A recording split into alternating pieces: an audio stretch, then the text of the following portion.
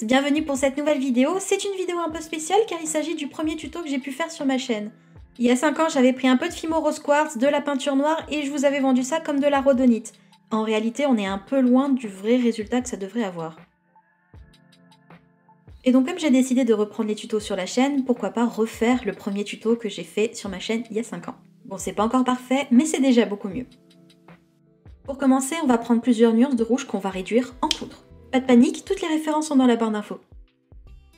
Je mets le noir de côté car on va s'en occuper bien plus tard et on va travailler tout le rose avec le gris. Je commence avec cette couleur qui est déjà un mélange de restes de pâte avec les couleurs que j'ai juste au-dessus. Si vous ne l'avez pas, du coup, ce n'est pas grave. Et vous pouvez voir qu'il y a vraiment des tout petits morceaux comme si c'était du sable. Et là, le but, ça va être de mélanger petit à petit toutes les couleurs pour obtenir la couleur souhaitée.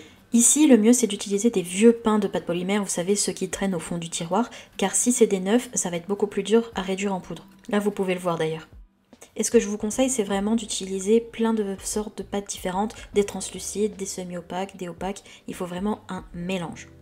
Mais une fois que c'est fait, on vient de nouveau hacher toute la pâte polymère pour la mélanger, mais aussi pour réduire les morceaux plus gros bien en poudre. Il faut vraiment faire des petits morceaux. Il faut bien prendre le temps et c'est vrai que pour gagner du temps, il faudrait un hachoir électrique, mais je n'en ai pas. À ce mélange, je viens ajouter du translucide et du opale de chez Premo. Vous savez, c'est le translucent avec les copeaux irisés dedans. Et le but, c'est de rajouter petit à petit les couleurs pour avoir la teinte voulue. Le mieux, c'est de rester dans des teintes plutôt fuchsia, framboise. Il faut vraiment varier les nuances et les opacités. C'est très important. Comme j'avais trop de poudre, j'en ai retiré et je vais continuer mon mélange. À cela, je rajoute de la cernite granit, toujours en poudre, vraiment pas beaucoup car il ne faut pas que ça devienne une couleur prédominante, et je rehache. Et là, vous pouvez voir que les nuances diffèrent, le mien est plus violacé que celui qui est dans le pot. On va maintenant amalgamer tout ça, pour cela je prends de la pâte polymère liquide, ici c'est de la Sculpey mais la Fimo marche tout aussi bien, et je viens en mélanger petit à petit pour pouvoir reformer un morceau de pâte. On fait attention, le but c'est pas de créer un coulis, c'est vraiment d'amalgamer toute la poudre. Je fais la même chose avec du noir et on va passer à l'étape la plus salissante, à savoir former les pierres. Je prélève un peu de pâte rose que je viens mélanger au noir. Du coup, il faut vraiment que ça soit grossier et pas que les couleurs se mélangent. Je refais de la pâte noire et je viens en disposer quelques morceaux à l'intérieur de ma pâte rose et je mélange à mon précédent tas pour pouvoir faire une boule de pâte.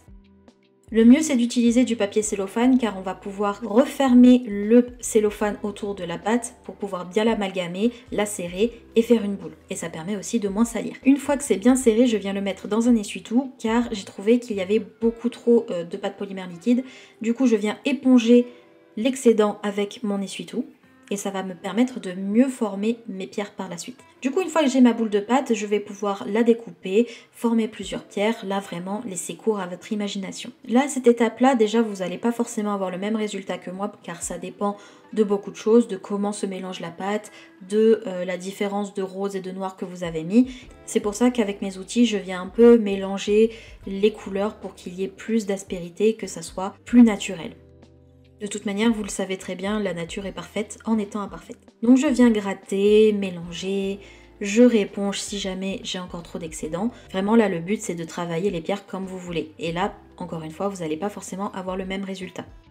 J'en profite aussi car je l'avais déjà eu dans des commentaires, je vous apprends juste à imiter les pierres précieuses avec de la pâte polymère, hein. C'est pas des vraies pierres. Et vraiment, n'hésitez pas à retourner la pâte pour voir quel motif vous préférez pour faire une pâte qui vous convient et que vous trouvez jolie. Et là, comme finalement 2 pierres ne me convenaient pas, j'ai recoupé ma pâte et je suis venue refaire de nouvelles formes. Et d'ailleurs, avec le reste de poudre que vous avez fait au début du tuto, vous pouvez refaire des mélanges, refaire différentes teintes de rhodonite, car elles ne sont pas toujours de la même nuance. Il va y en avoir des plus foncées, des plus claires. Vous pouvez même reprendre les poudres, refaire des mélanges et même faire la même chose avec d'autres couleurs. Ça se peut aussi.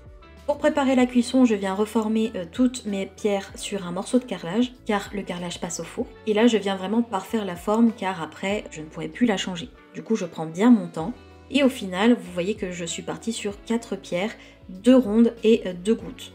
Une fois que les créations me conviennent, je les passe 30 minutes au four à 110 degrés.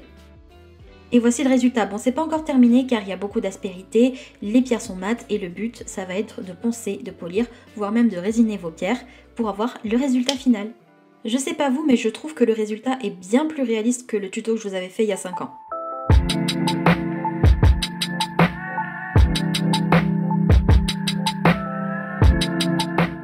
Du coup, cette vidéo est terminée, j'espère que ça vous a plu. Si vous êtes content que je revienne avec les tutos de polymère, laissez-moi un commentaire, likez et partagez cette vidéo. N'oubliez pas de vous abonner et d'activer la cloche pour être au courant à chaque fois que je sors une nouvelle vidéo. Il y a aussi mon Instagram et la boutique en barre d'infos. On se retrouve une prochaine fois pour une nouvelle vidéo. En attendant, prenez soin de vous et restez créatifs. Bye!